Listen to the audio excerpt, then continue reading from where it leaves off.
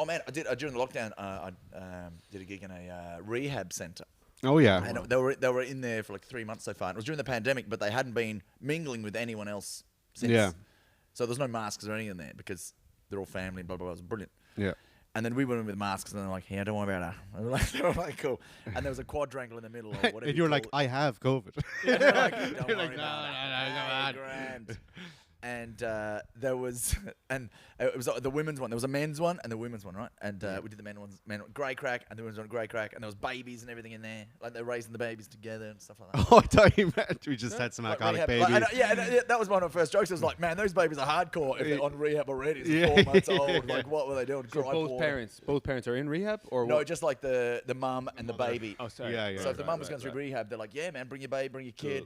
Yeah, and it was yeah, meant. yeah. And I tell you what, that they were up for it. So I was like, man, you don't need anything else. If you're this much crack, sober, good Lord, you must have told her to move down. So we finished the gig, and then they were just like, we put on music over the speakers. And they were like, Maniac 2000, Maniac 2000. And like, this is in the daytime, daylight. We turned it on, the speakers outside on the grass. And then there was a rave, man. They just were raving. They were pushing the buggies back and forth and jumping around. Damo was selling yokes. Oh, I knew this would happen. made a fortune. I don't want to re-raw. I don't want to re-raw. Tell your friends.